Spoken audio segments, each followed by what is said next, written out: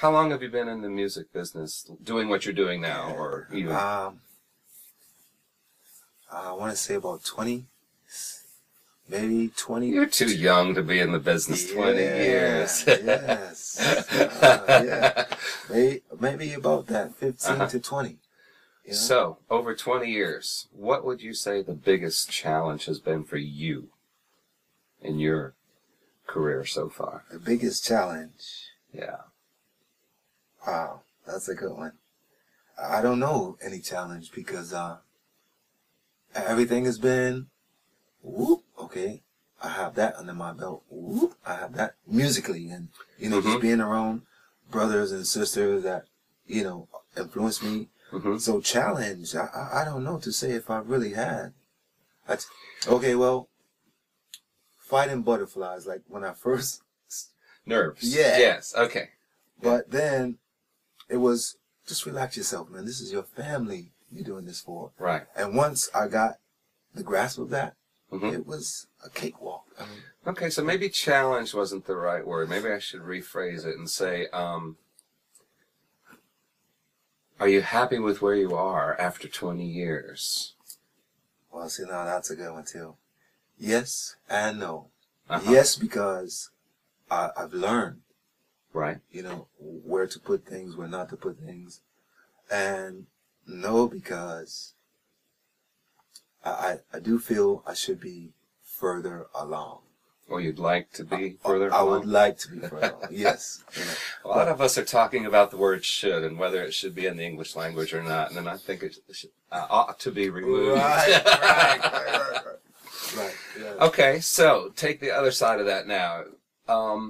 Over those 20 years, what would you say might have been one or two of the best moments, the things that really kind of kept you fired up and pushing to keep going?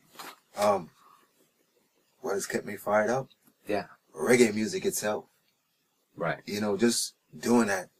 Going into the garage, which I call the bamboo shack. Yes. Writing those lyrics down. That's what, you know? Yes. And even if this doesn't go anywhere, right, I've enjoyed the journey, you know, and I think I'll do it anyway, you know, because of what I get. So it's your own personal satisfaction that drives all of this. Exactly. No matter what the outcome is. Exactly. That's very good. Yeah, I think so. Now, we kind of skipped over a question earlier on, and I just wanted a bit of your history, your background.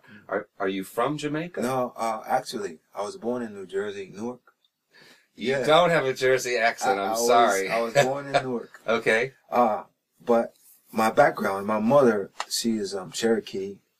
Okay. My father, he's Indian too. I'm not quite sure what Indian, but he is also Irish in his family, on that side of the family. Okay. All of these are a surprise to me, but I'm loving it. You know, and then honestly, I'm from creation.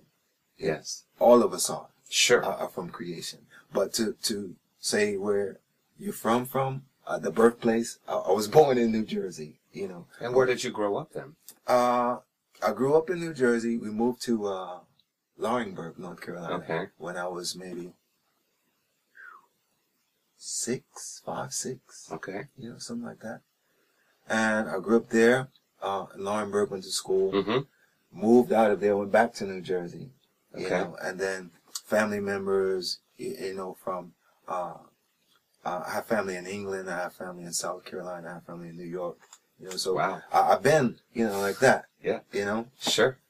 But I do call North Carolina home. Okay. I've been there for a while, so I call North Carolina home. Yeah. So, are you telling me you've never been in Jamaica? I've never been to Jamaica. You know, I've never been to Jamaica. That's funny to me. I love it. I've been to the Bahamas. You know. Then I'm trying to make your accent. I'm not figuring out where your accent is. That's what a lot of people say. Are you from Jamaica? No, I'm not from Jamaica. You know, it's just like. Well, you're channeling Jamaica, or you're channeling something through you, because that's. I'm getting it. Yes. When I said to my kids and I said to my wife, when I speak to people, I don't want to cut any of my words. You know, I want to make sure you hear and understand everything. So, slang is okay, and even patois. Patois is like broken English. Yes. You know, when I speak, even though I know patois, you know, but when I speak, I try to pronounce all of my words, every letter. You know what I'm saying? Excellent. And so when it does come out, I guess it does sound like it may have an accent on it, you know, because... Well, to me it does. I don't know about anybody else out there. We'll see what they think. Okay. Give us some information about how people can find out more about you. Do you have a website or Facebook or any of those kind of things? It is Like One Lion. Well, Facebook, yeah, Like One Lion. Like One Lion. Yes, LIKE 1 LION. You know. Okay. It's out there. Any shows coming up right now? Currently? Not right now. Mostly the studio, yes. right? Writing. Yes. Yeah, that's fine. I mean, that's good. Yeah, because everything for this guy and the band, it must be Kris before it reaches the masses. And the name of the band one more time, just so everybody knows. The Chosen Ones. The Chosen Ones, yes. And we're going to look for them in the summer of next year. Yes. Now I'm going to put you on the spot. I didn't put this down on the questionnaire. Can you tell us maybe one small thing about you that maybe very, very few people know? Something interesting that maybe nobody much knows. A little tidbit about you as a person. Anything? I love reading. Yeah? That's really not a secret or anything, but I love reading.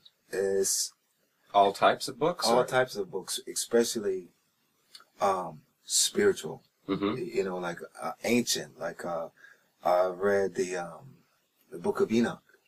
Okay. And then in the Book of Enoch, they have Enoch 1, Enoch 2, Enoch 3. Yes. And Joseph Lumpkin, the guy that had the book written, and he put all three of the series. It's the Hebrew, the Solvic, Solphonic, however that's pronounced. You're the expert there, not me. And then it's the Ethiopian version. Right.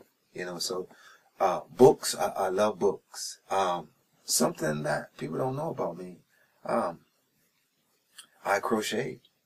See? You know, there you go. I crochet. And I loom. Do you? Yeah. Do you really? Yeah. What kind of things do you create?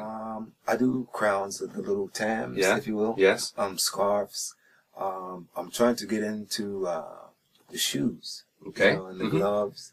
You know. Are these items that you do for yourself, or do you sell them? I do it for myself. I sell them. You know. Is there a way that people can find out more about that? Man. Just through your Facebook? Yeah. I mean, sometimes like at shows. Yes. I might have on my backpack, and it's full of. That's it. Yes. Scarves and crowns and.